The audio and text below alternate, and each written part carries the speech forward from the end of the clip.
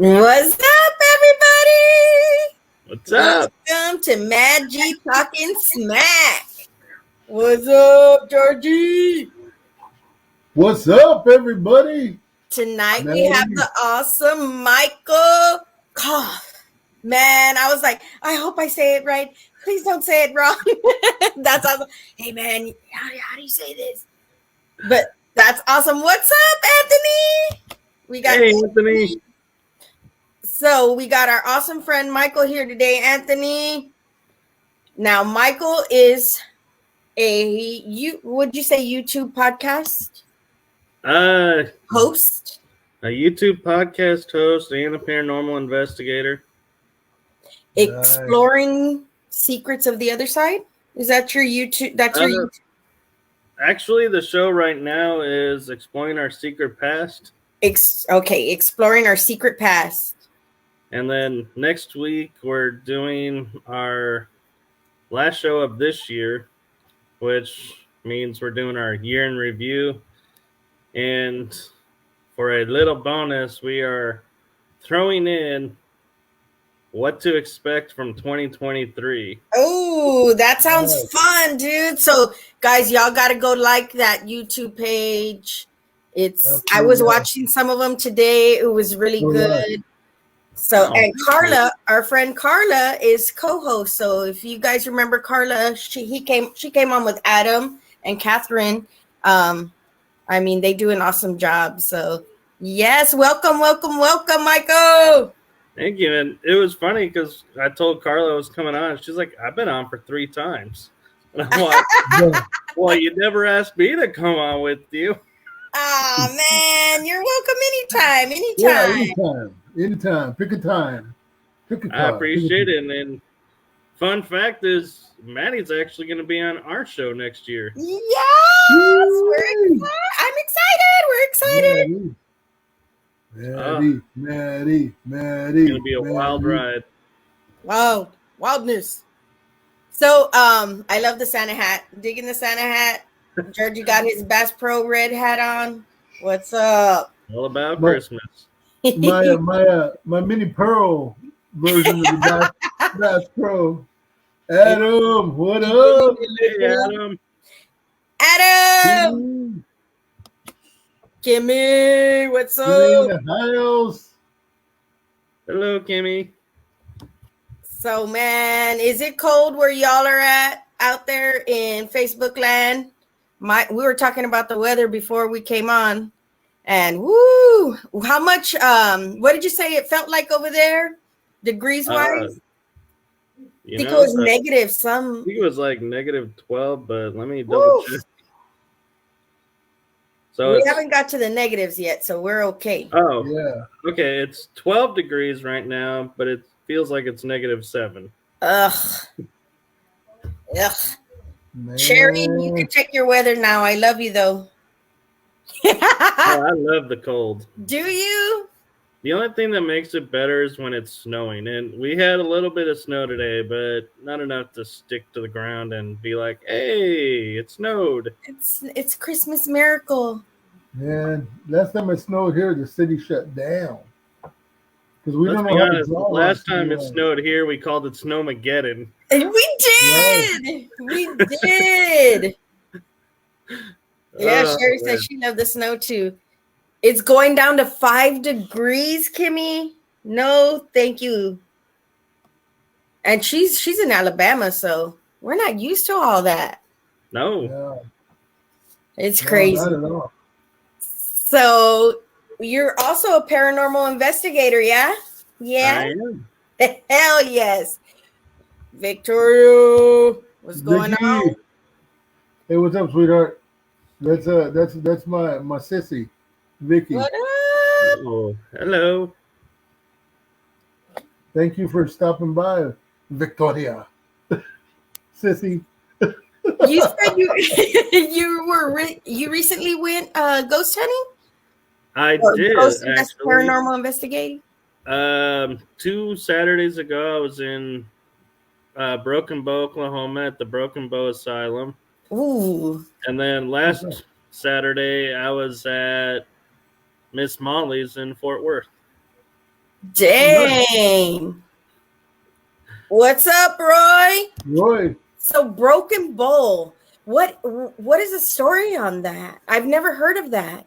So the asylum part of it is a misnomer because it's a haunted house that the owner bought it from, and they called the haunted house section the asylum, so it became known as Broken Bow Asylum. But it was like a nursing home / hospital, and it has a lot of history of elderly were there, children were there, and so there's a lot of spirits there. And Ashley Storm is the owner. She's a really cool friend of mine and real awesome to investigate with if you get a chance when she's there. So yeah, and I have the first time I was there, I had something thrown behind me for the first time ever. Nice. And had me frozen solid in place. And Ashley likes to tell the story that I had the look of like confusion on my face because I'm like, I don't know if I should walk forward, turn around and look behind me, or turn to my right because I'm like, I don't know where it came from. I don't know what it was. Right. And so finally we turn the light on and we go to look, and out of thin air manifested a little prop bone from another room in the room we were in, and it was thrown against a piece of furniture. So we were like, that was crazy. That's nuts to go from one room to another room. Well, it went pretty far. Well, no, what it is so she was sitting on the floor and the bone flew through past her ear and hit a piece of furniture in the room. But she said that bone piece that was thrown, the prop, was originally in another room. It wasn't even in the room that it was thrown in. So spirit brought it into the room and then threw it. Like it picked. It's like, I'm gonna pick this bone and take it through a wall and then throw it. I got a bone to pick, man. You. Right. That's what it sounds like. Here's a bone. I got a bone to pick. Yeah, man. Yeah, I mean, it got all of us startled because it was so loud. We were like, what? And then I've even gone to where I've had objects thrown behind me, like little ping pong ball eyeballs. She's finally picked all those up, though, I think, for the most part. But it'd be really weird when you'd walk out of a room and then you hear the ping pong ball bouncing behind you, and you're like, where did that come from? Because, yeah, that's a very specific sound, that hollow. Right. Yeah, that's a very specific hollow sound. That's cool. Yeah, I mean, the two wild, though, really wild experiences I had there was, one was I was with a friend, Andrew Fisher. He's a British guy that paranormal investigates here in the U.S. He got scratched on his arm. And so when I took my IR camera to film it, black lines came across the screen like an old VHS tape. Oh, yeah. And when I took the camera away from his arm and stopped talking about the scratch, the bars disappear. And then when I came back later in another room and said, oh, hey, how are those scratches on your arm doing? The bars would reappear. Wow. It was like they wanted no evidence of scratching. Right. It's like, we're going to scratch you, but you can't show it on video. You can't record it. You can't do nothing. That's crazy. And it was so strange because it was like I would take and pull the camera away, clear, and then I'd go back to look at it, see if I could do it real quick. Nope, the bars were there. And where did this happen at again? One more time? Broken Bow Asylum. That's right. Broken Bow Asylum. What was the first place you ever investigated, Michael? Yorktown Memorial Hospital. Oh, yeah. Nice. Did you have any luck out there? Well, the funny story about that was I had no idea paranormal investigating happened. And the leader of the team reached out to me on Facebook from another Facebook group. This is where he found me. And he's like, hey, do you, go to investigate places? Is that something you're interested in? And I was like, wait, that's real? People actually do that? And he goes, Right. yeah. Do you want to join us? I was like, yeah. And so we ended up at Yorktown, and they pretty much just dropped me there and were like, okay, we're going to be upstairs. You go in the basement, and he'll show you what to do. And the leader goes, okay, I'll let you walk around and see what you come up with. And I'm like, all right. And so the first time it was me more getting the feel of the place, and kind of like, I was like, did stuff happen? Probably, but I'm so new, I don't like on it. But I've been there since probably 3-4 times, maybe 5. And now it's to the point where I'm like, oh yeah, that place is super creepy, super active, and you got to really watch it because they have windows that are broken so critters get in. And it's like, one day we were looking a possum in the face almost. Oh. Nice. You saw that, right? Because you got these 2 eyes looking back at you, and you're like, yeah, okay. But the craziest thing was at Yorktown, I was there with a different team, and something told me to take a picture sequence. You know how we're always told to take pictures, 3 pictures. Right.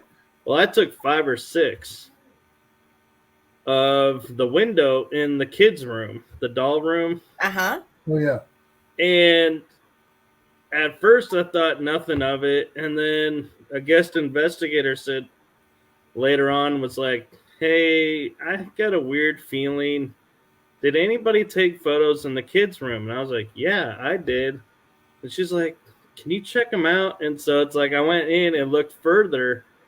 And all of a sudden, I found in one of the pictures on the outside looking in are these 2 red dots. And at first I thought, well, that could be car. But it's only on one photo. Cars don't move that fast. Right. Brake lights don't go out that fast. So That's I was like, Yeah. something was looking back at us. Weird, I think I know what happened to you. I've gotten some really great evidence of that place. We had gone with I think it was the second time I went. It was when I forgot what the guy's name was that used to be the guy that lived there and took people around. He was walking us down a hall, and I had my voice recorder going, and I got an EVP of someone say, what are you doing grabbing pictures here? Don't you, or what are you doing grabbing pictures? Don't you know people have died here? And not taking pictures, but grabbing pictures, which is a very kind of a hillbilly thing to say. You know what I mean? Right. Very, very, very country, very like, and it had that country, what are you doing grabbing pictures? Don't you know people have died here? In a rope. Yeah.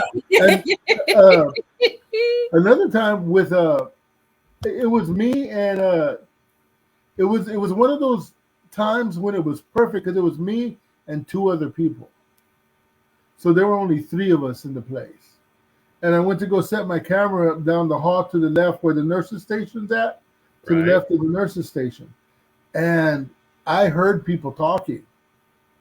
And I was recording, and I got somebody saying to grab a rope. No. Yes. I was joking, like the paste picante. No. Yeah, like that. Yeah, get a rope. No, but it said grab a rope. Like, you ain't grabbing a rope for me, mofos. You have to catch my old fat ass. No. Yeah.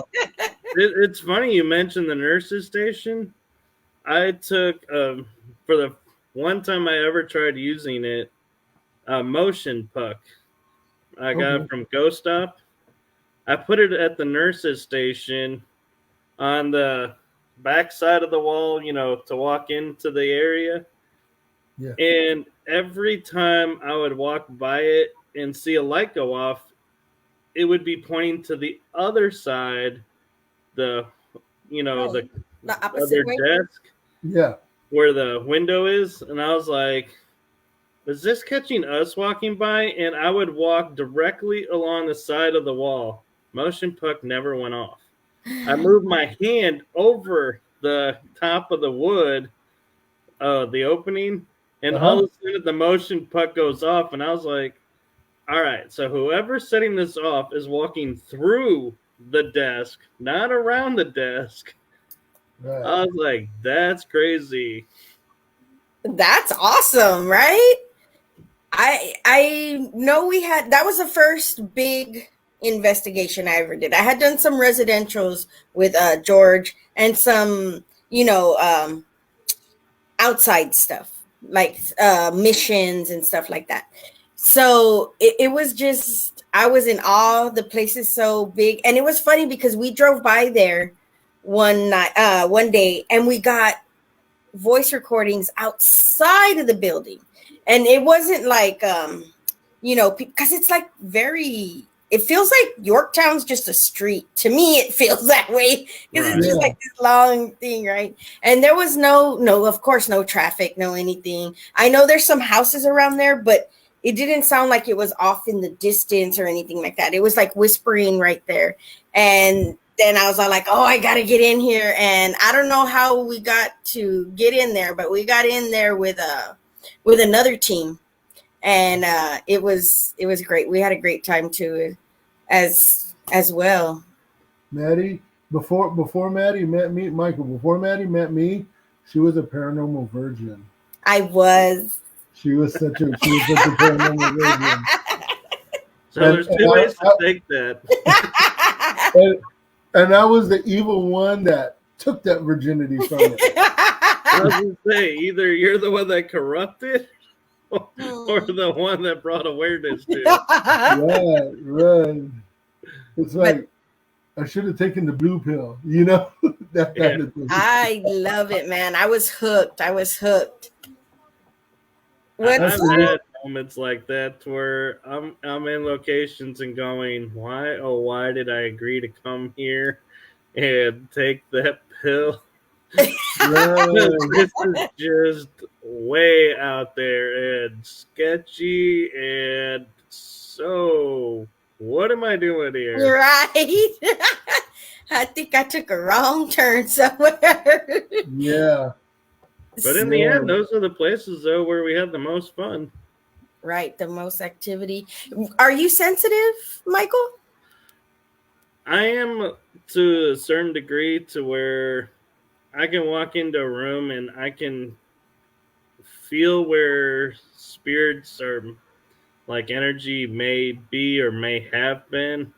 And so it's like I'll sit there and it's like I'll pause and kind of scan the room to see where is it the most intense or where is it the lightest, because I've started to realize if it's the lightest, that means that's where they were or that's where they're coming to, but where it's the heaviest is where they're at.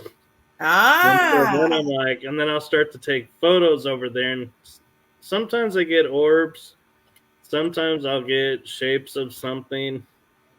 And I was really blessed on one investigation. I was with Blue Bonnet Paranormal in Moody, and Mary Jo took the time and was said to me, because I sent her photos and I said, I feel like there's something here, but I just don't see it. And she like sent me back the photo, and there was like 8 spirits in there. And I was like, how come you can see them and I can't? And she goes, well, there's a rule of thumb that I follow. If you feel like you see something, you zoom in, you take the editing pencil, and if you can outline a body, you found a spirit. Wow. And I was like, and that has stuck with me to where I'm like, now if I feel like there's something there, I'll etch it. And if it doesn't look like furniture, I'm like, something's there. That's Right. not a lamp. That's not a chair. It's not human form, but it ain't a piece of known furniture that we've ever seen. Right. There's a spirit there. Man, so you have that feeling, you get those feelings, and George can hear stuff with his ear that I'm like, what? I don't hear nothing. And I don't want to just agree with him to be nice because I don't want to mess up what we're trying to do, trying to see if there's what's going on here and everything. So Right. he'll tell me and I'll say no, but I'll mark it and we go back and hear it and it's there. And it's like, how do you do that, dude? How do you do that? So I think that's awesome that you get those feelings and there's actually something there, Yeah, and actually, to credit to George, in the 4 or 5 years I've been doing this, I can count on my 2 hands the number of times I've actually heard a voice. Where it's like, I know somebody just said something. Or a laugh. I've heard something that I knew was trying to get my attention. Right. And it's interesting. It's kind of fun too. Like when you hear stuff. It is fun, but to me, it's also the most nerve-wracking because, like we were saying before we started, in the backstage going, did I really just hear that, or is my mind playing tricks on me? And it's like, you want to get all the people validating, yes, they heard it, or no, they didn't. They didn't hear anything. And being like, okay, could it be something that's here? Could it not be? And it's like, once you rule it out, then you're like, hey, I just heard this. Right. Right. I want to say something. I want to say hi to my friend Cindy real fast. Hi, lovely. How you doing, sweetheart? What's up, Cindy? Me and Cindy. Cindy's my friend from way back. She's hey, Art. How you doing, brother? Art. And Art's my brother. Hey, everybody. These are people that I've had in my life for years and years and years and years and years. But anyway, getting back on the paranormal. Yeah, that disembodied. Like one time we were at a Mission Espada. I don't know if you're familiar with Mission Espada, but it was one of the first investigations Maddie and I had done, and we heard a little girl. I don't remember exactly the situation. Something about if she liked to play or something like that, and she answered, and I heard her, and I said, not only could I hear her, but I knew when I heard her where she was standing. She was standing, and I said, she's standing right here, right next to me, because I heard her right there. Right. So it's an interesting. It's interesting to be able to do that. I don't know if you ever had like that where you can pinpoint they're right here, right now. Right. Have you ever been able to have that situation happen? I have actually. The EVP that we were talking about backstage at Broken Bow that I recently had, it was over my shoulder, and I knew where it was because my whole body shifts to look where that sound came from, to be like, who's talking while we're trying to do something? And it's like, there was nobody there. But one thing I was going to point out about that is we thought the spirit was talking to me, saying, what are you doing? And we realized when a friend went back and took this trimmed section of that recording that I finally learned how to do and tried to clean up the background noise of the body cam, he could hear a little girl saying, hi, hi, hi, like trying to get our attention. Right. And so I said to him, it's funny that I heard, what are you doing? Thinking it's towards me. And he may have been looking over my shoulder saying to the little girl, "What are you doing?" Right, talking to her. And we Yeah, just intercepted half of the conversation. And so that made me start thinking all these times we get these EVPs, we're thinking they're talking to us, and they may be talking amongst each other, and we're only getting pieces of that exactly. conversation. Right. And I've done that too. Where I'll take I'll hear get an EVP and or something like that, and then I'll clean it up, and it's like there's like a full blown conversation between two or three people happening that are not like real living people. They're something else. You know what I mean? Right. EVPs, of course, but yeah, I mean, uh, it's crazy. It's crazy what you find out once you clean it up. It's to me, I love EVPs, man. Oh, yeah. EVPs are Now that I've amazing. started to get them, I'm really like, I love when I can get them. That's the one time I will geek out when I'm doing the evidence review, is when I get an Yeah, EVP. I'm like, oh my God, I got an EVP. And I'm like, I'll listen to it 3 times and I'll be like, okay, you guys, what do you hear? Do you hear something? And it's like, and I'm like, please tell me you hear this. Please tell me you hear this. right, right. But I got to tell you this, Michael. I got to tell you this. When you said that you geek out over EVPs and you're wearing that Santa hat, I pictured Will Ferrell from Elf screaming, "Santa, Santa!" Oh, I know. For some reason, that went through my mind, man. It's part of the craziness that is me, man. I guess. Oh, it's But all good. But real quick, I want to address Adam because he's one of our great friends that I like to investigate with, and I wish you could have made it to Miss Molly's too, Adam. But respect for the choice you made, and I hope that everything is better.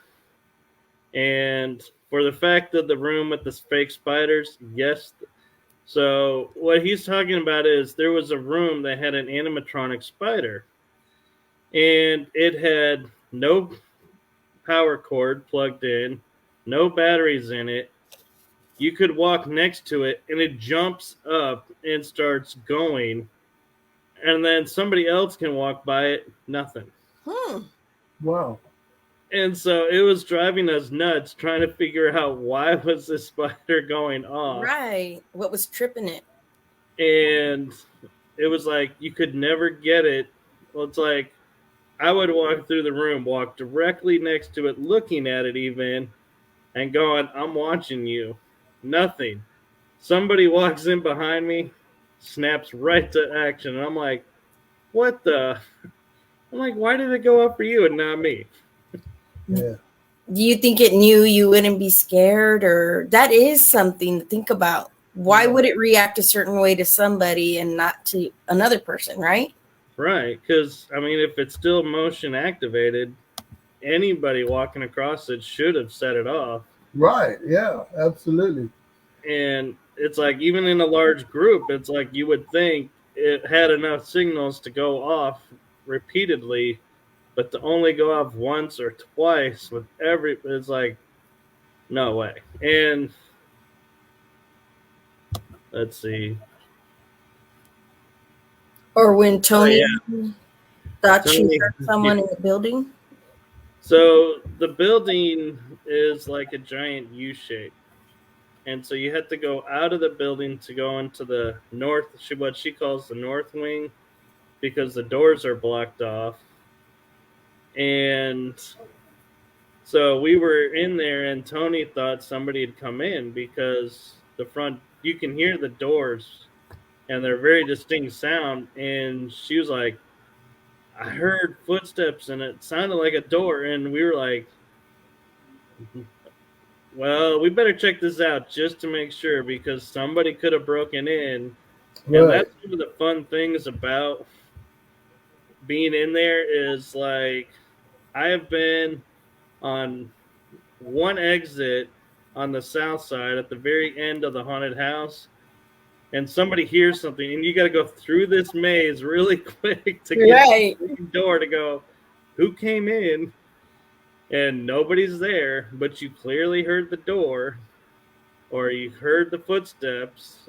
We've even heard, like, the rustling sound that jeans make. We've heard Oh yeah, that. that zoop zoop zoop. Yeah. Like, who's in the hallway? We hear you walking and nobody's in the hallway. That's crazy. Would that be more residual, right? Or is that something? What do y'all think? I kind of think some of it may be residual, because it's like a random door opening and closing. It could have been someone like coming in for their shift, maybe. But some of it, I feel like, is intellectual because it's like you're asking for stuff and all of a sudden you'll start to hear. Whether it's in the room or not you're in, I don't think that determines the intellectual fact because we don't, as investigators, go, come in this room and let me know you're here. We just say, let us know you're here. Right. So if they're in the hallway, they're letting you know they're here. So technically, they're responding.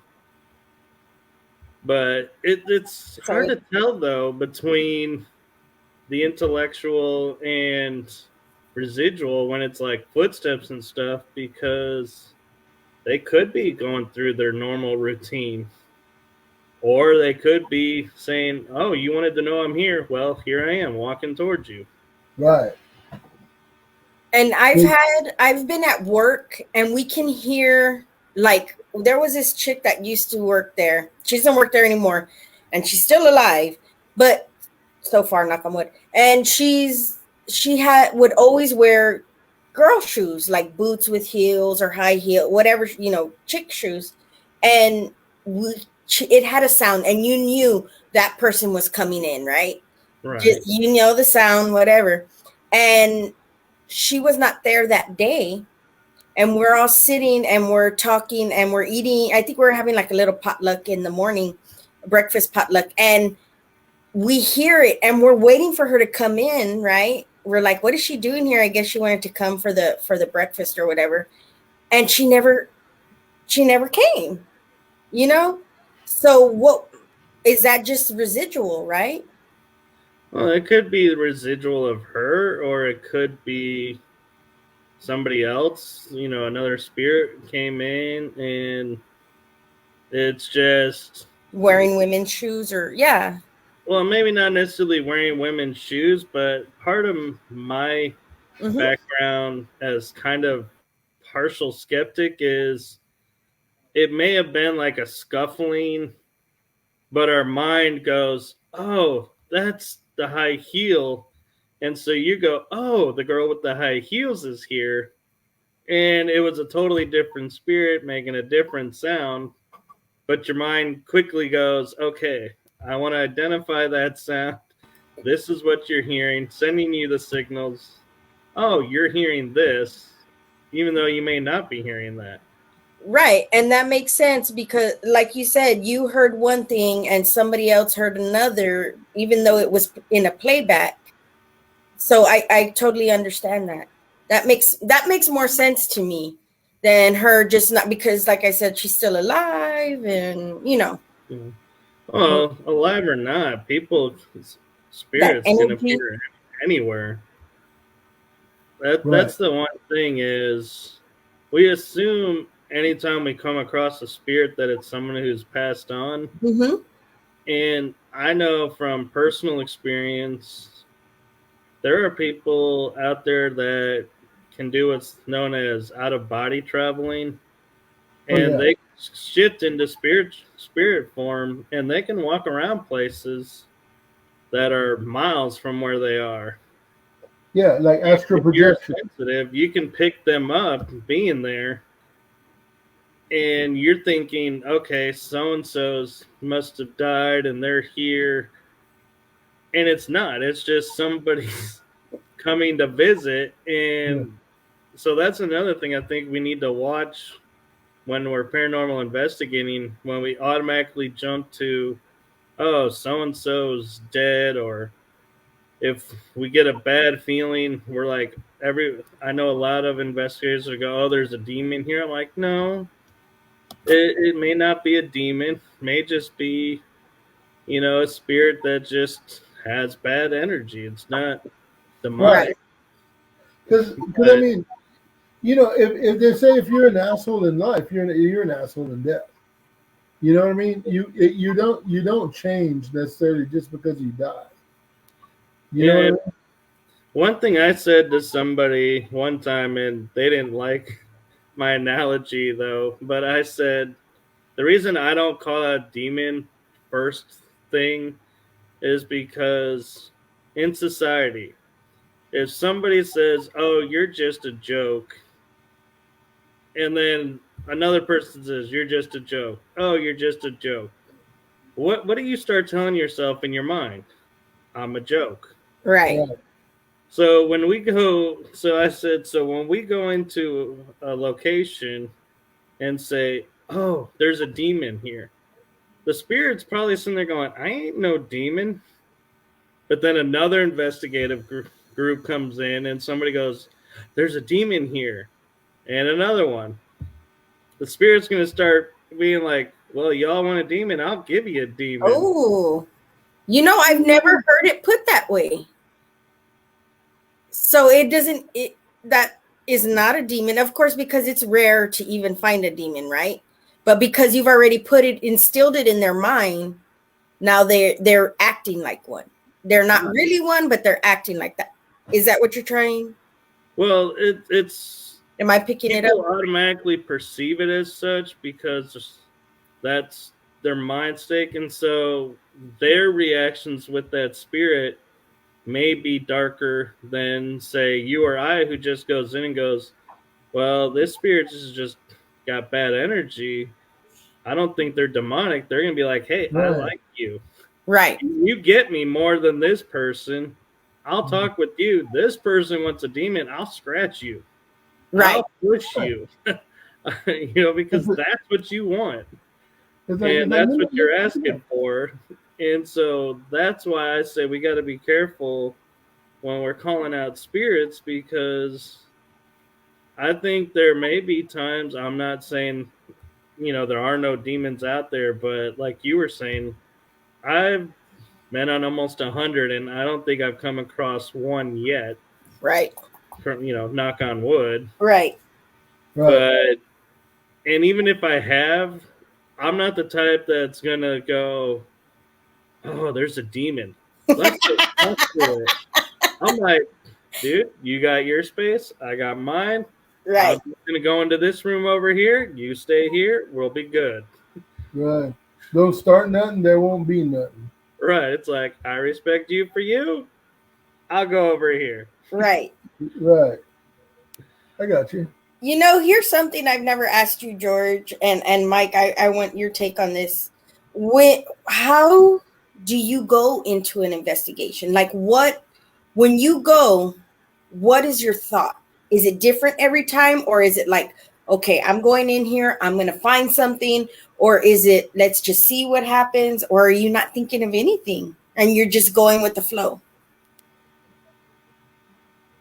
Well, again, should I go and answer first? Yeah, Usually you what go I first. do, I'll let you go first. what I usually do is I just walk in and I kick the fucking door open and I'm like, I'm here, motherfucker. I've been there when you did I'm that. here. What the hell you gonna Wow. say? Let's get this party started. Right? No. Seriously, I mean, like I go in there, I'm just open to whatever happens. Right. If it wants to show itself, if it doesn't want to show itself, that's on it. Debbie, hi. I do protect myself when I go, before like I do stuff to protect myself and that kind of thing. But usually I go in and I'm just like, let's fill this place out. Let's fill the house out. Let's fill the room out. Let's see what wants to talk to us. Right. That's the way I go in. And it's not just a house. It's anywhere. When we go to the field, it's the same thing. Right. You notice I'll stand there sometimes and I'll just be quiet and I'll look around. Right. And I'm like, okay, who wants to talk? That's really how I usually go in. Uh, I'm guarded, but I don't want to be too guarded. You know what I mean? Right. That's the way I I do it. And I mean, I've been with you on many. I've just never asked. I've never thought that because I know I can see what you're doing. I can see, but I'm not in your head, so I don't know how you're coming to this. So is there a reason why I don't hear things or see things as well as you do? Is my mindset not where it should be? How about you, Michael? Okay, so to answer the last question you Sure. just asked, I think it has nothing to do with the mindset. It's he's more open and more used to using that, so that's how they'll communicate with him. You, on the other hand, may be more used to having like a smell come or a feeling come, like something's touching your arm, and they'll Right. communicate with you that way. It doesn't mean you're not in this right mindset as George is. It just means they understand that's how you perceive and can understand, so they'll talk to you that way. Right. Spirits are aware that, they're not going to sit there and go, hi, hi, why aren't you answering me? I've been saying hi for the past 10 minutes. You're ignoring me. When somebody next door is going, man, I keep hearing this hi. And it's like, they're going to be like, okay, she can't hear me. So what else can I do? Right. In what way can they communicate? Yeah. Yeah. So I think they're more aware of what we're capable of than what we are. And so that's why I think some people will hear more than others. Plus, I think there's also a little bit of, if I was to stand in a room in your house that's, far away from you guys and yell, hey, which one are you going to believe I yelled the word hey? George may be like, yeah, I totally believe he would do that. And so that's why he hears. Where you may be like, I get the feeling like he might, but maybe not. And he may just say he yelled it just to mess with us. And so you may not hear it. And so that's the other thing is our filters of, how much do we trust what we're receiving? That impacts what we receive as well. I think you've met me before. No, I think we've hung out before and you know me. Because when I go, I'm like, I want to see it first. But I'm thinking, what if this person's full of shit? What if all these people are just trying to con somebody? I always think somebody's up to no good. And then I see it for myself and I'm like, okay, they're telling, they're telling the truth. I don't think they're, how do I say it? I don't think they're crazy. I either think that they're trying to pull one over on me to trap me to say something, and then they're going to say, ha, I was lying the whole time. Or I just think that they're going to mess with us to see if something, if we'll say, oh yeah, I heard it. And then they're going to say, ha, it was me.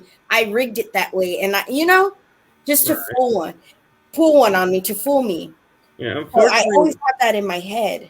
Yeah, unfortunately, there are paranormal people in the community that are in it for like their 15 seconds or 15 minutes of fame.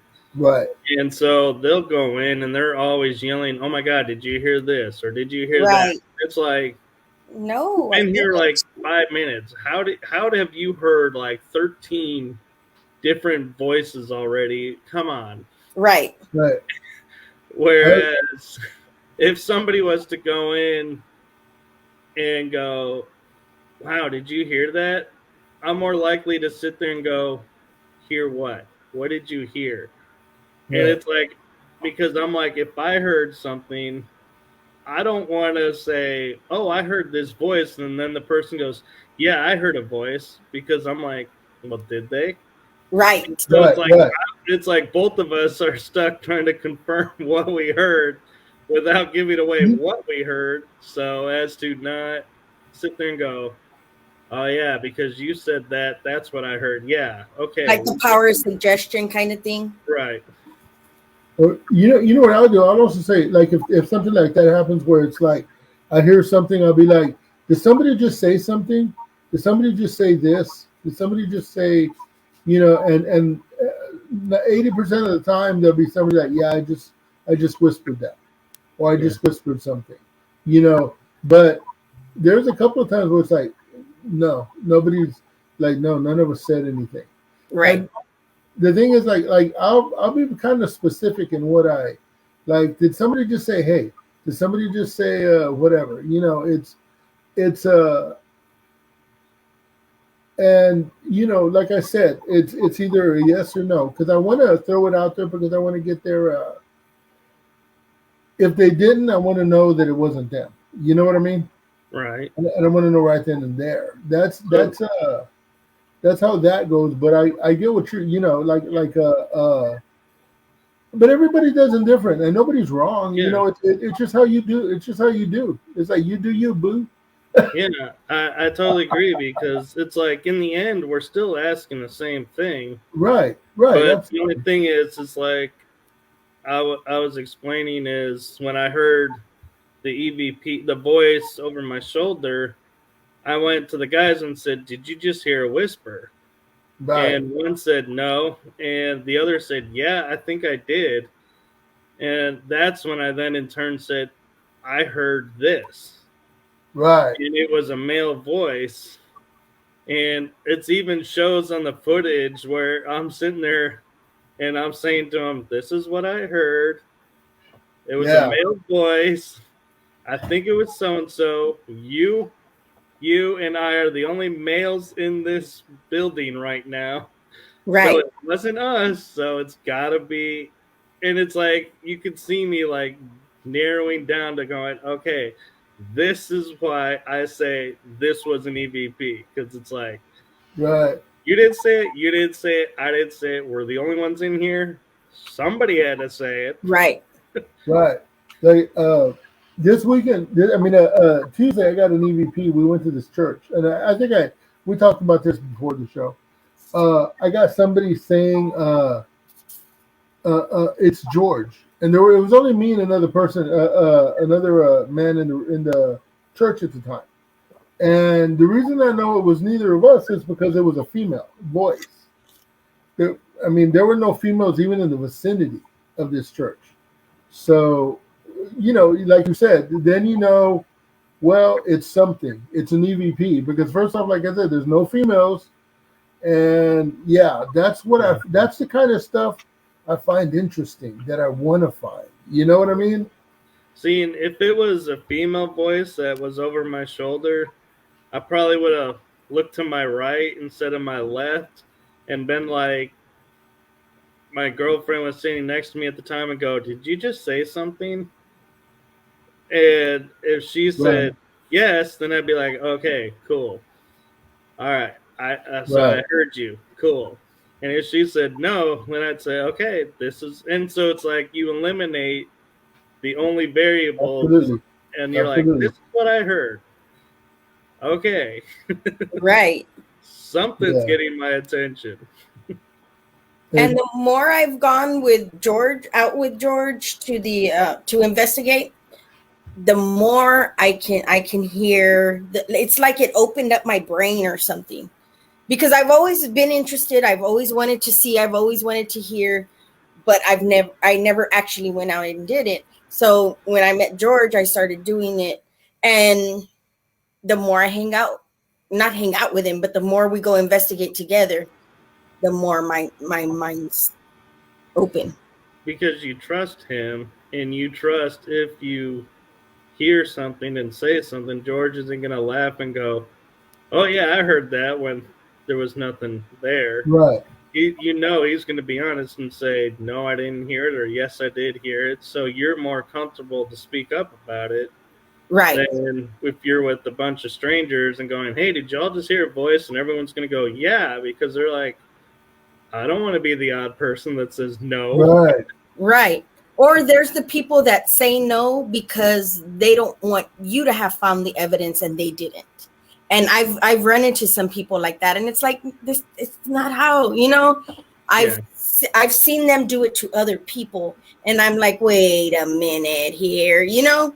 And you know that they're doing it that way because it's clear as day that it's saying that, you know, it's saying it. Like, what the hell are you talking about? But like you said, maybe they didn't, but you can just see that the jealousy, I guess, the envy, you know what I mean?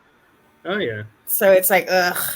But I'm gonna take a moment because I never answered your one question about entering space. Right.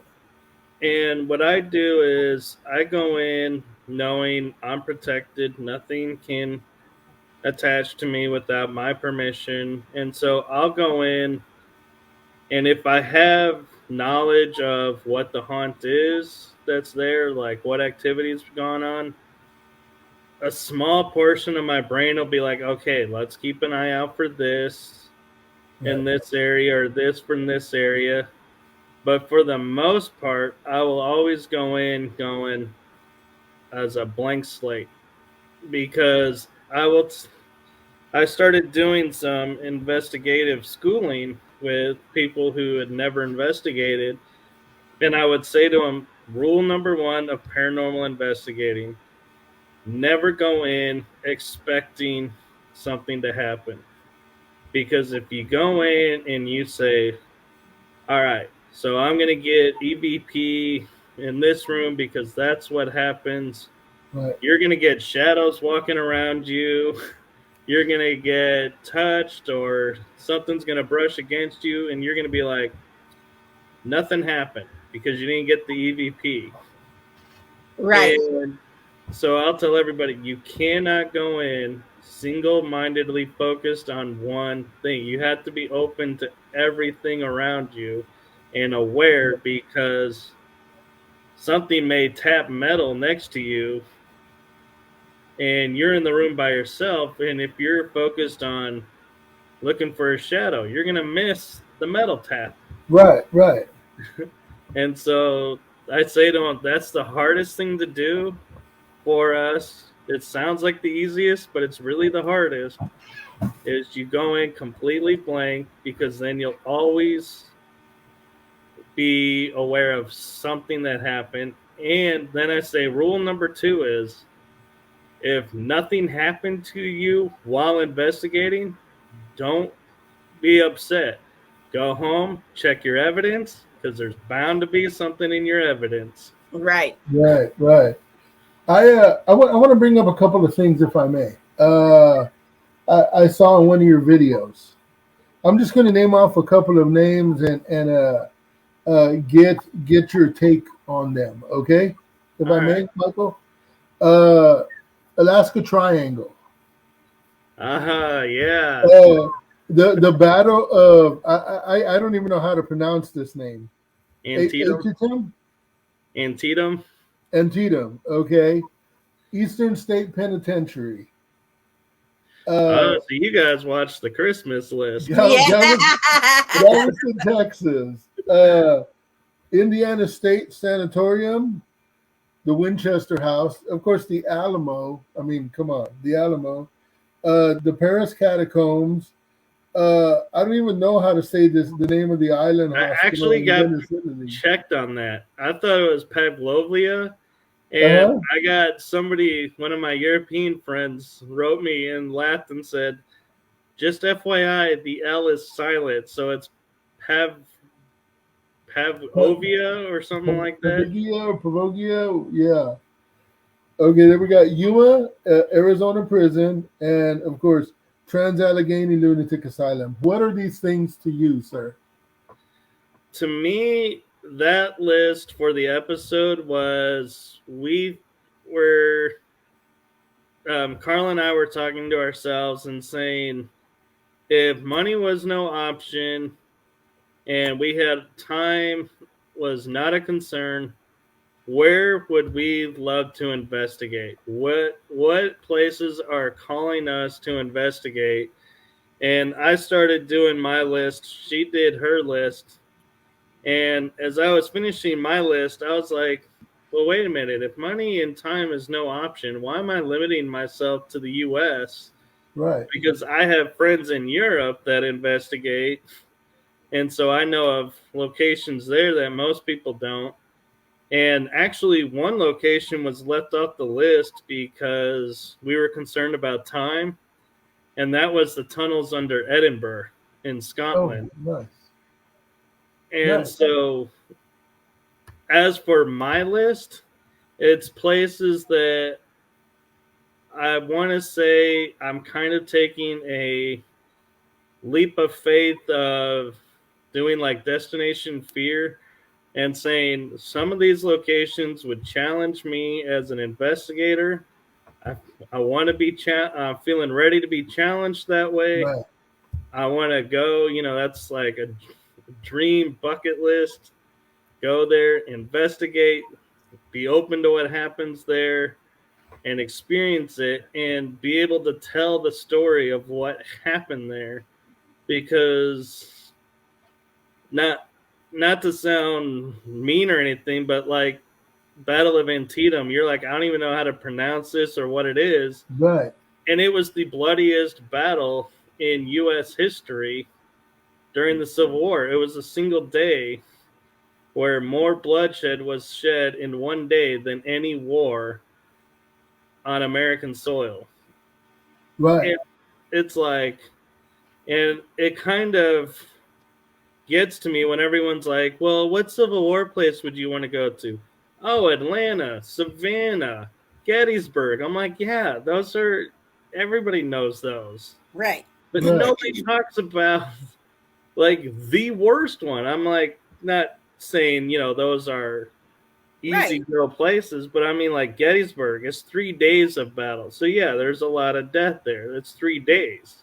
Right. This was one single day where it was like thousands of people, and there's a stretch of road in the middle of the battlefield that's like a trench that they ended up calling Bloody Road because after the battle was over, the photographers and everything went, it was level to the ground. There was no trench because it was so full of bodies. Wow. And it's like, oh, I just get chills when I think about, what energy is there, what stories are there. Right. Right. Right. And yet nobody, I don't really see anyone in the paranormal field going, hey, let's go there. Everyone's like, yeah, let's jump to Gettysburg. And I'm like, Gettysburg has been told. Yet it is on my list. I'd love to go there. Right. Right. But there are so many other places that it's like, I'd like to see everything get known for the activity there, its history kept alive, so that people don't forget. Right. Right. Yeah, because like here in town, one of them was the Alamo that she had. Right. Yes, the Alamo was a very significant battle, but there was several battles around San Antonio. There was a battle of Alasan, the battle of what's that, Cibolo? The one that Cibolo, I think it was. I can't remember the name. The one right next to the the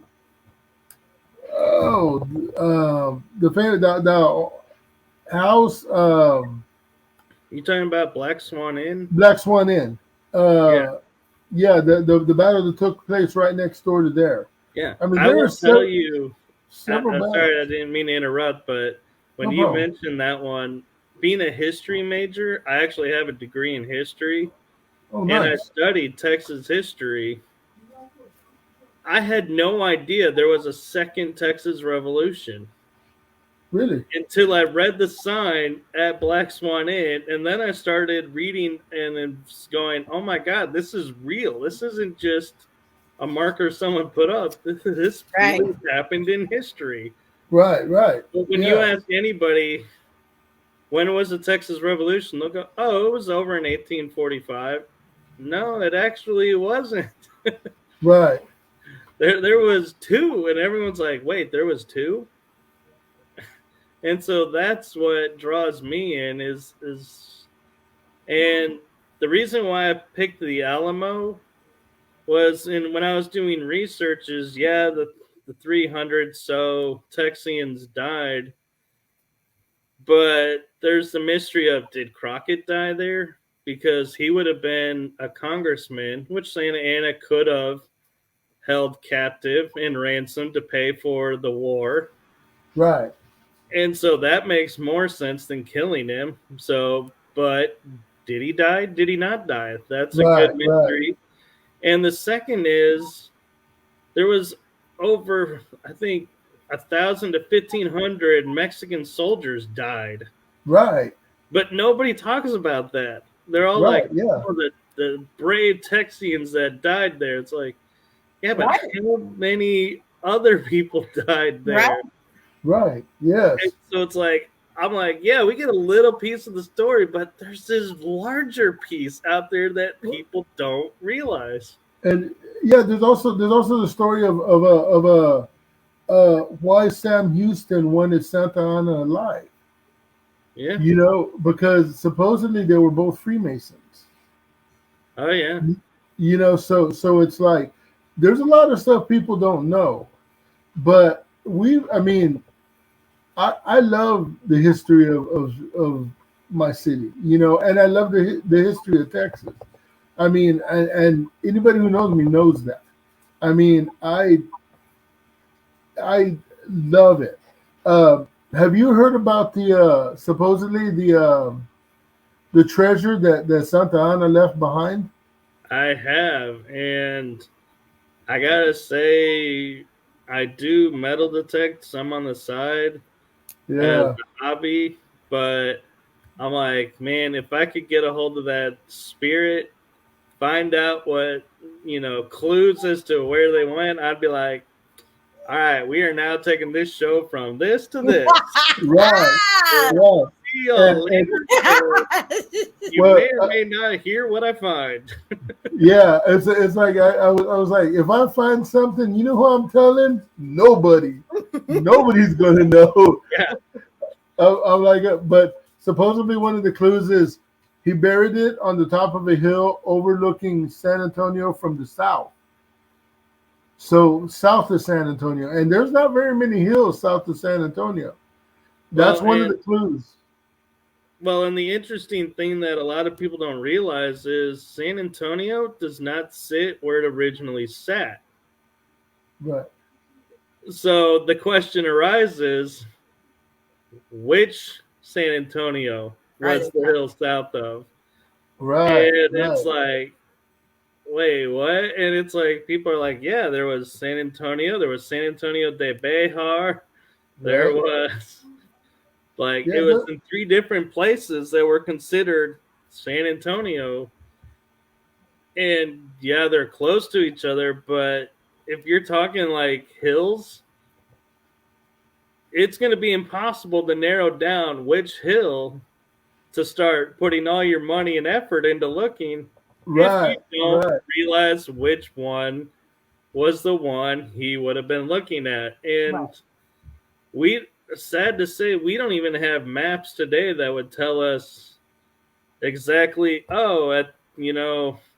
if Santa Anna was here now and he'd done this is what he would have been looking at, because it was all open land. There's no like measurement of saying, the mountain would have been, say, 30 miles south. And then you're like, well, there's only one mountain 30 miles south of anywhere remotely close to San Antonio. That's got to be it. Right. We're missing that. Well, I could talk about it all night. I don't know if Maddie would be down, but I could talk about it all night. I'm listening. Oh, I love talking about the quote unquote conspiracy history and of the paranormal, because I'm like, oh man, there's so much more truth and interesting stuff in there. Right. So that means you got to come back on. So definitely. Do a show on it. and our time's run out, guys. But so soon. so much. I mean, if y'all want to go a little extra, we can go a little extra. Yeah, it don't bother me that. I mean, that's I up don't to Right. mind. Michael. Well, I loved also hearing the Galveston story about the nuns and the flood and everything. So you guys Yeah, need to go to the YouTube channel, Exploring Our Secret Past. And I yeah. was curious, how did you come up? I mean, that's a really cool name. Is it something that you just thought, hey, I like history? I like, now that you're telling me about this history thing, that's really clever. Is that how you came up with that name? Or you're just like, fuck it, I like this one? Well, what? So my original vision for the show was to say like Yorktown. Say, okay, here's the haunted Memorial Hospital. Been there, investigated. This is what we experienced. But this is the history of Yorktown itself that you may not know. And so that's why I called it Exploring Our Secret Past. Was I was My goal was to try and take places that people are familiar with and known and say, here's what you know, but here's what you don't know. Right. And this is what we found out and were able to validate. And so that it somewhat did come into fruition and we were able to pull it off. And some of it was we really couldn't find and validate. So I was like, well, okay, yeah, let's go more to the paranormal side now. And Right. so yeah, so we're like, okay, so the show's now gone this way, and it kind of varied back and forth, and but the original reasoning behind the title was we wanted it to be more than just saying, here's a paranormal spot, this is what happened to Right. us there, because I feel like that's just a small piece of it. If you understand, like say Yorktown, you get an EVP of someone saying something, you're like, well, that's really cool. You got an EVP. But if you go, okay, well, the nuns there were doing this, and before that was this, and after them was a psych hospital for a while, then you go, wait a minute, that EVP could be this time frame, and you start to go, okay, we're talking to something else. Right. Right. So And, that's why I like and doing on that everything. episode, and this is, I want to say that's the latest one, was the Christmas episode. That was our last week's show, or actually this Tuesday's show that we just had. And I loved how you had the picture of Galveston, and like you said, it was half and half, how it looked before or looked now and how it looked when it was destroyed. And but you, like I said, you go into detail on the story. It was, and like how you're telling us, it's not just here's the place, this is where I want to go, you know, and this is why I want to go. It's like you had that history in there, and I love that. Right. And the funny thing about it was, bless Carla's heart, she was feeling unwell and was kind of fighting something. So we weren't sure if her voice would hold. And so we manually created the post. That's why I would always duck out to change to the next post, because it was originally set up we would talk about it when it popped up and we would go back and forth. And so a lot of hers got cut out because we were thinking her voice wouldn't come up. And that's why when it came to hers, like, I think it was Eastern State, I think it's what it was called. And I'd say, this is Carla's pick. Right. This is what I know about it, because I didn't look into it as much as she did. And so, thankfully her voice held and she was able to share why it was her Right. pick. And I think the important thing, too, to note, like you're saying, it's one thing to say, hey, let's go to, say, Houston because there's a church there that's haunted. Well, what happened at the church? Right. What why, should we go to this church? Yeah, it's haunted, but Why is it haunted? what What what what's happened there? And yeah, what's the Right. unique thing about this versus any other church that's haunted? Right. And so that's the thing I think that I tried to bring with mine is to say, yes, this is, a well known haunted place. This is why, I want to go here. But I also learned this and this and this. And so that's got drove me in because I'm like, I didn't know that. And right. so now I want to go and see if, maybe I can communicate with them instead of who everybody thinks. Right. Right. Because if you get a name, that would be awesome. Like, if they're calling out a name, or if you're able to communicate with somebody by name, oh man, that would just blow my mind. But then I start to think, well, is it this ghost? Is it somebody else, Right. another spirit? But since I said the name Anthony, they're just throwing, yeah, that's me. Could something like that happen? Oh, absolutely, that could Yeah. happen. And I think a way to I can explain more of like Alamo, for example, why I said the history like I did, because let's say you're investigating and you get an EVP that's just, in Spanish, and you go, oh, well, when I translate this from Spanish, it says we were 1,000. Your first mind is going to go, Legion. Oh my God, this is bad. Right. Well, if you know the Right. history, you're like, well, 1,000 soldiers died there. I'm Right. talking to a Mexican soldier, not a Texan Right. fighting. Right. So it's like you'll know. You can go, wait a minute. I'm not talking to one of the Texas quote heroes. I'm talking to the other side. Right. Wait a Right. minute. Right. So what? And then you can go be asking questions like, was it like? Fighting against these people who just wanted their freedom. Were you opposed to them having their freedom? Whereas if you don't know that information and someone starts speaking in Spanish, you're like, well, we're close to Spain, so that's probably bleed over. Or Mexico Right. speaks Spanish. So it's like you'll discount the soldiers. Right. And it's You know like, what? whoa, wait a minute. Yeah. When I was at the Black Swan Inn one time, you know where the dollhouse is in front, the Oh, very yeah. front. I caught two men speaking Spanish. Now, mind you, I was the only guy in the group. It was me and four women, and I don't know why, but the girls like investigating with me, because I don't know if it's because I'm girlfriend, you know what I mean, or something like that. But it's like, what's up, girlfriend? That. But for some reason, I investigate with women. It's just how it works out. That's how Was he it Uh, likes Ghost it. Gals? Don't let him fool Was you. it That's how he Ghoul likes Gal? no, this was way before Go Gals. Oh, okay. This was years ago, and I was investigating with these four women, and I caught two men speaking Spanish, and they were like talking back and forth to each other, and you could tell they were different. What's up, it. David? Because the tone of voice and the way they talked was different.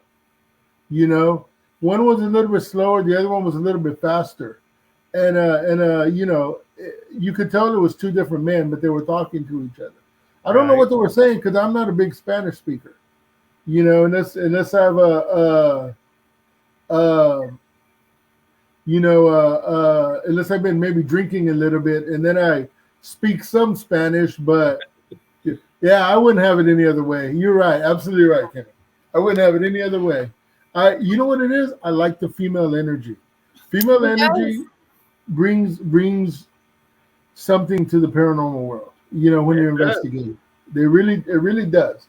And and then hey, I mean, I'm their girlfriend. What's up, girlfriend? You Mhm. know, but Mhm. it was that was interesting. That was an interesting catch. Was those two Spanish voices? So And knowing what I know, like learning Spanish myself, being an American, I can't speak Spanish that fast. So that would tell me that's probably a Texian talking to maybe a soldier or one of the local residents. That's why one was faster than the other.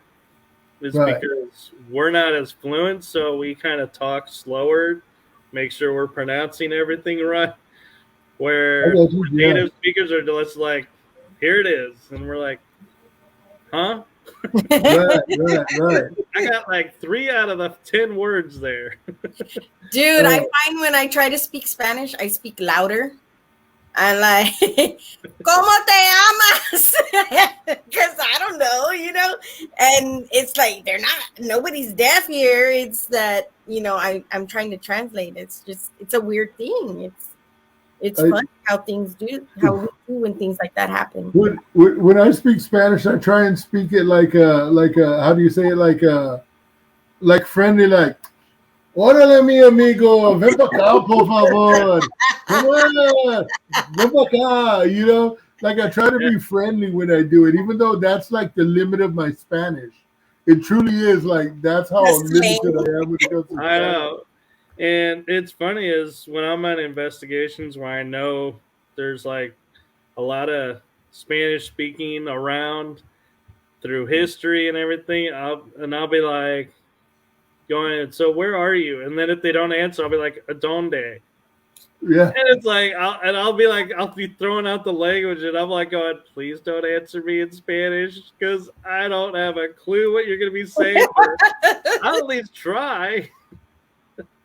Good night, Adam. Thank you. Good night, Adam. Be good, brother. Be good. Stay Have warm. a good night. Man, Adam's a good guy. He's such a good guy. It's unreal. Oh, he yeah. really is. He'll be at the Myrtle. I Yes, know. I can't wait to investigate with him again. So we've got a plan for the Myrtle. Well, kind of a plan.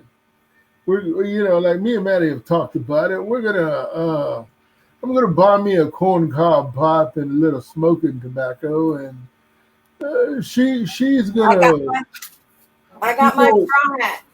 Wear her floppy hat, and we will rock back and forth on the porch and drink a sweet tea and mint juleps or something of that nature. Let's talk like this. How are you doing today? We got to do that before we leave, though. For real. Oh yeah, man, that's been our dream forever. When people ask us, or ask me, what is the place you most want to investigate? It has always been the Myrtles. And that we're getting to do it, and we get the whole house to ourselves. Oh, we get the house too? We get the whole house to ourselves. The whole house. So I'm not going to lie, I did watch Night Walkers or Death Walkers about Myrtles, and I was a little disappointed he didn't go into step 13. What's that? Oh, you guys don't know about the 13th step? No. So I found out from some other friends that have investigated there that the owner of the house came outside because he thought he heard someone trying to break in, and he got shot by the hanging tree. That's right. And climbed into the house, got to the 13th step, and died. Oh. Yeah. So we're doing that, right? So I was like, man, I want to check out that 13th step and see what that's like. And the closet that the lady says that there's like something's in there. They just leave it alone. That's awesome.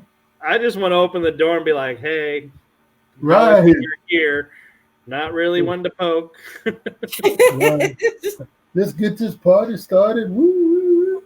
But you struck something in me by telling me sometimes people or telling us, I'm sorry, not just me, that sometimes you miss things because you're trying to see something else. So maybe the reason why I'm not hearing or seeing anything as much as I would like to is because I'm waiting for a motherfucker to con my ass. But it's true. So I need to let that go and just go in like you guys, because I really do want to experience what you guys are experiencing. And if it never happens, it never happens. Yeah. They got a saying. It's something about, they got a saying something about not being able to see the forest through the trees. Right.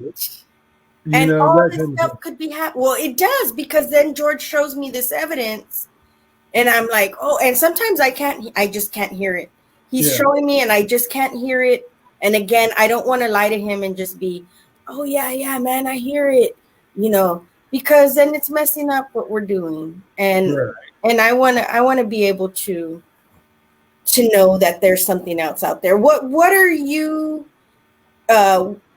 trying? What is the interest in it for you, Michael? What I want to know, that there's a heaven. What is the interest for you? The interest for me is I have more of a metaphysical background. And so I'm like, on one aspect, I'm like, so is there really life after death? And if there is, do we get to choose it, or what is it like? And the other one is, if spirits are energy, I want to know, like, we'll always say, like, so and so is trapped here because of this. Right. And in my mind, I'm like, you know your energy, so you got to realize you can pass through doors and walls. So what's really trapping you there? Because to me, it's like, shoot, if I became energy, I'd be like, hey, I'm going overseas. I can get there like lickety split. I don't have to find tickets no more. No, I'll be like, true. I want to check out all these places I've always wanted to check out. I'm not going to get locked to one spot.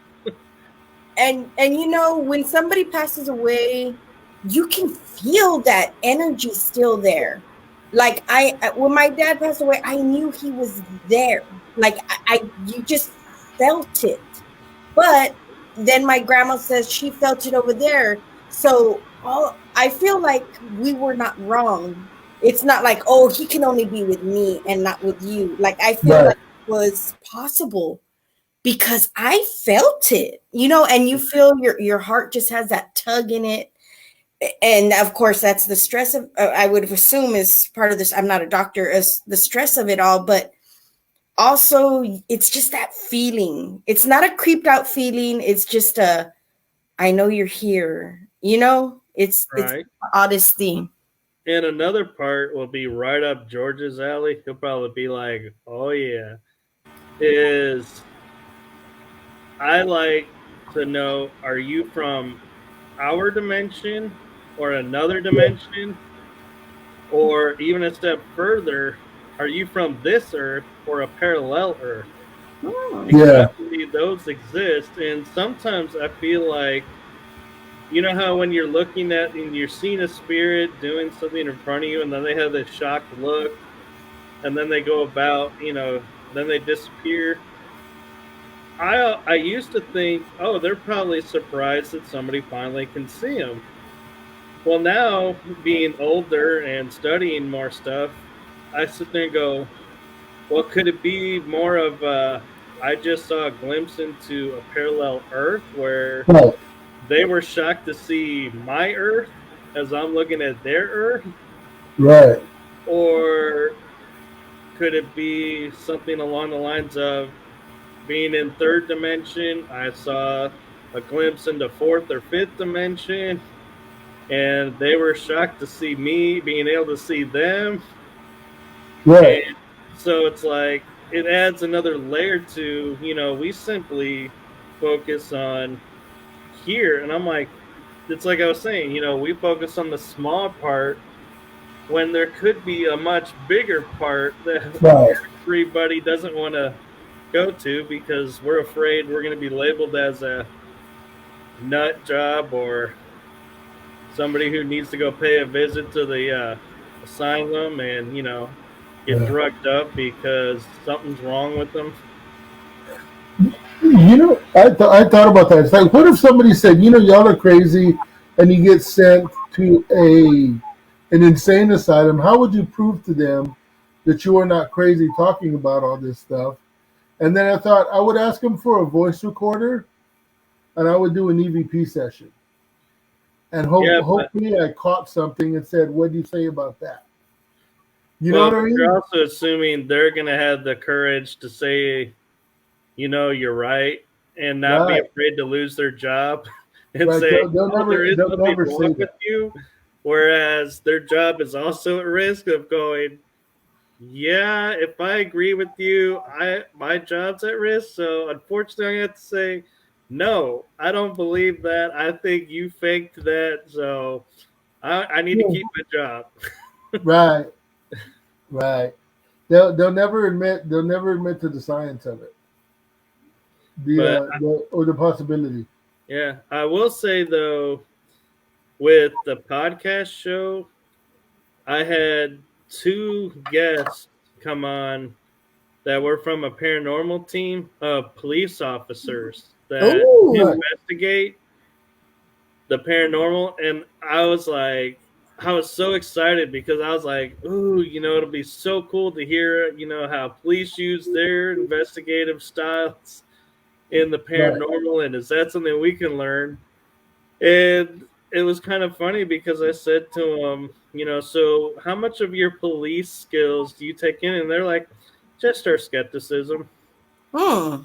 It's like it's still kind of the way you guys do it, but we just have to be more careful because we're police officers, so we can't openly state, "Oh, we're doing this, this, and this," because our jobs could be at risk. And I was like, I gotta commend you guys for putting out what you do and doing what you do, and going out and investigating and doing it. But yeah, it was kind of surprising to hear how even they are restricted on what evidence they can share versus like you and I can put out going, hey, look, there's a shadow. Where Right, if they do that, then they're going to be like, we need to talk. Right. right, right, Uh, right. if you're putting this out there, you're going to be getting a visit from the higher ups. It's like, Right. Right, right. I was telling Maddie earlier about something that happened a couple of days ago. I got pulled over by a police officer. I wasn't doing anything wrong. They were just checking to make sure I was okay, kind of deal. I pulled over to put a piece of equipment away in a parking lot, and I wasn't there more than maybe a minute. And then I drove out. Well, they pulled me over, and I had this nice conversation with them. Uh, we talked about the law. They actually and I told them, and well, when they were done, they let me go. Didn't write me a ticket. Really nice officers. Nothing bad to say about them. As the one officer was walking away, I said, "Hey, sir," I said, "if you ever need me," I said, "call me." Like very cheeky. You know what I mean? But yeah, I'm serious. It's like, hey, you know what I do now? If you need me, look me up, man. You yeah, know my name. And he kind of was just like, yeah, okay. you know. yeah. But But I can imagine there would be some sort of backlash to something like that. yeah, and they have a specific code that they use to where they know what they're going into. That's just between the brothers and sisters in blue. Right. And I was like, in my mind too, I was thinking, man, because you watch shows like Paranormal 911 or Paranormal Emergency, Paranormal Hospital, and you're seeing episode on episode, all the, and you're like, how many of these do you get? And they're like, oh, we've been on maybe 3 in our 20 years. I'm like, wait, whoa. What? And it's like, it's shocking how few there are when, like the TV shows make us believe there's so many. Right. Right. And it's interesting to hear, they'll talk about their experiences. I mean, obviously they leave the names out and, Right. they just talk about the experience itself, but no identifying. And still, it's like, man, the stress that they're under to then be put under that stress from this Yeah. experience and then have nowhere to go to talk about it is like, oh my God. And so I was commending them for creating their Facebook group, which they allowed me in because I'm not a cop. Right. But, I look at some of the stuff they post and their channel, and I'm like, I so commend them and wanted them on the show because, yeah, it's cool to say here are cops, that paranormal investigate. But on a deeper level, I wanted to say, here are our brothers and sisters in blue who, if you are one of them and have an experience you need to talk about, these are the people you can talk to. Right. Right. We have a group specifically for that. Right. And I was like, that I thought was the coolest thing about having them on, because I was like, yeah, because they're like, everything you can say, and they know how to talk to each other to where they're not going to get in trouble. Right. Nobody's going to know what they're talking about and go, oh my God, the officer who came to your house told your story. It's like nobody is going to know, but they'll all know amongst each other going, yeah, I hear you. I know, this is what helped me when I had that happen. And so to me, I was like, that was the more important thing. And I'm hoping to be able to go and investigate with them. Oh, that would be awesome, That Michael. would be badass. And Yeah, it would. I laughingly said, so we can go anywhere since you guys are cops, right? And he goes, no, we still get permission in advance. We don't get to play the cop card. They're all wink, wink. If the for trespassing and we got our badges, we're in trouble. I was like, good to know. Right. Right. Yeah. It's like, we got to stay low key. Yeah. Well, thank you so much for coming on, Michael. Yeah, thank you for having me. You Yeah. are welcome anytime, and we would love to talk conspiracies and history and everything with you. Thank you so Anytime. much. Now, do you have anything coming up? Do you want to let people know where they can find you? Your pages, everything? On Facebook, you can find me on my page. I wish I knew what my page was called. It's under my name, Michael Kopf, and it's got my picture on it. Maddie she and I are friends, and so you can find me through her page.